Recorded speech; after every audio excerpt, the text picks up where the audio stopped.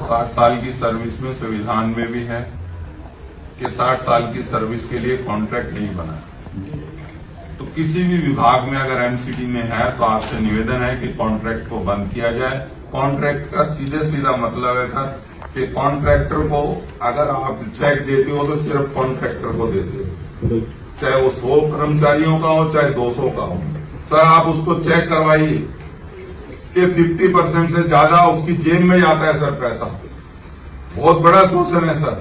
आपके जितने auto tipper है यहाँ आए हुए हैं सर, ऑटो टिपर्स की बुरी हालत है सर। ऑटो टिपरों की हालत ये है कि 300 गाड़ियां चल रही है जिसमें गाड़ी चलती है 20, 30, 40, इससे ज्यादा गाड़ियां नहीं चलती हैं।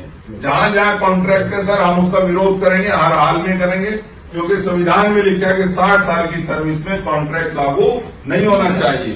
तो इसलिए आपसे निवेदन है कि आप एमसीडी में कॉन्ट्रैक्ट बेस को खत्म करके इनको पे रोल पे लिया जाए। ये 20-20, 25-25 साल से बच्चे जो हैं ये नौकरियों पे हैं, ये पे रोल पे आने चाहिए। इसके साथ साथ सर ये जो इनको जो सैलरी दी जा रही है उसमें जब कॉन्ट्रैक्टर को कमीशन दे रहे हैं तो आपसे निवेदन है कि वो सैलरी अगर इनको 16 दे रहे हैं तो उसको कम से कम एक बंदे की आपके ऊपर लेवी जो आ रही है वो 20-25 हजार रुपये आ रही हो, तो वो सैलरी क्यों ना उन्हीं बच्चों को बढ़ा के दे दी जाए ताकि वो काम अच्छे से हो सके।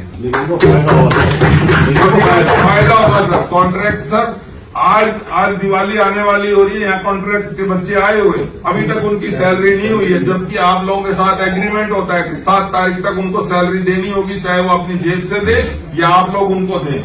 लेकिन सैलरी दी जाती है 20-20, 22-22, 25-25 तारीख को।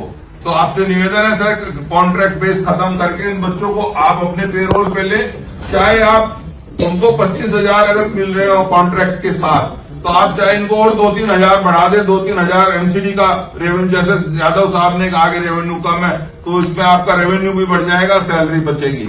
तो 2-3 हजार बढ़ा के सर उनको आप पेरोल पे ले लें, ये पॉलिसी बनाएं और कॉन्ट्रैक्ट बेस को खत्म करें। धन्यवाद सर। इसमें एक बात हो